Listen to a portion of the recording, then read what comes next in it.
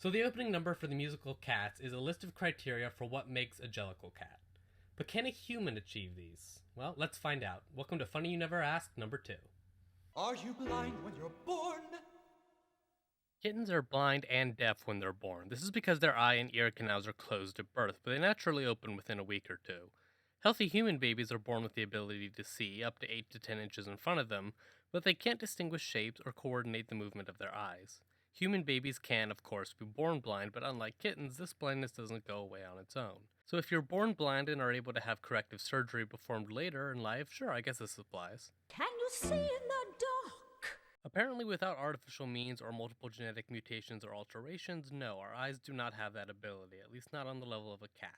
But just get night vision goggles and you'll be set. Can you look at a king? Would you sit on his throne? I mean, we could go with narcissistic personality disorder or delusions of grandeur, but at the end of the day, this just sounds like a pompous breach of some sovereign nation's protocol. Can you say of your bite that it's worse than your bark?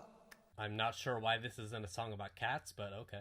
Malocclusion, or the misalignment of the teeth, can cause speech disorders or difficulty in speaking, so in this case, your bite makes it hard to bark.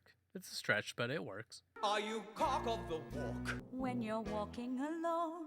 Again, I think this is just a case of someone being stuck up, like a lot of people. When you fall on your head, do you land on your feet? Fun fact, the riding reflex that allows cats to land on their feet is... All true. But apparently humans have the same reflex. From what I can tell, cats are more effective at it due to their center of gravity and its relation to freefall and Newtonian physics that's well beyond me, and let's move on. Are you tense when you sense there's a storm in the air? If it's a winter storm, then seasonal affective disorder can cause muscle pains. Do you have that? Hope not. Can you find your way blind when you're lost in the streets? Just seeing in the dark again, isn't it? Anyway, humans can do this, but you probably shouldn't, because it's kind of dangerous. Do you know how to go to the heavy side layer? Way to shoehorn in your religion, old dude. It turns out this is a real phenomenon. Its technical term is the Kennelly Heaviside Layer, and no, as far as we know, it's not a cat heaven transport ship. It is in fact a layer of ionized gas, one of several layers in the Earth's ionosphere. So yes, a quick Wikipedia search and you can cross this off the list. Can you ride on a broomstick to places far distant? Absolutely, but it's less to do with medical science and more to do with hallucinogens. Aconite and belladonna were used as coating agents on broomsticks in order to make them fly, but they're not exactly non-toxic.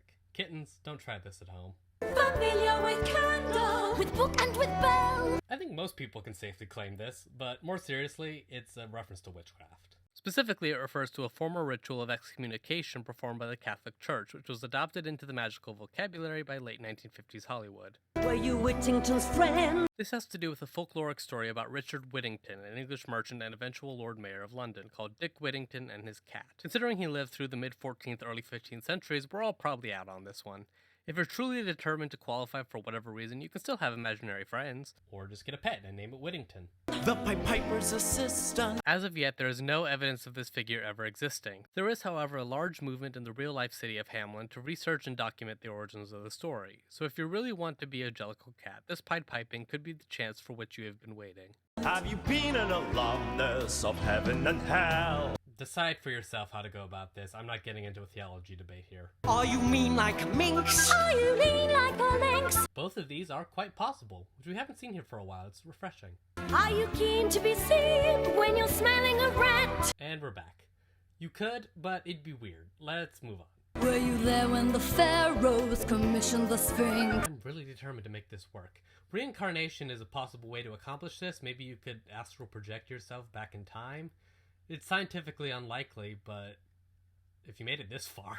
The next verse is all about the acrobatics that it can do, which yeah, you can do those things with enough practice. You can only run about 2 steps up a wall, but that's not nothing, so we'll count it. Can you sing at the same time in one and one key? Yes, with plenty of practice and training you can. It's called polyphonic overtone singing, or more commonly, throat singing. If you're a fan of Frasier, like me, you might know of its use in Tibetan chanting, as well as in many other cultures around the world. I've never known a cat to do this, but apparently there's a lot we don't know about them. So, if any of you out there are egotistical, skinny, and unpleasant, religiously debatable acrobatic throat singers suffering from seasonal affective disorder with a body of knowledge including ritual witchcraft, your past reincarnations of geophysics, a medical record including dental work and ocular surgery, frequent flyer miles to Germany, and some bizarre rodent-smelling attention fetish, well then yes, I guess you're a Jellicle cat. I find it hard to believe such a person exists, but who knows? This was a weird video. See you for the next one. But seriously, it's a Wethwins. Ciao, folks.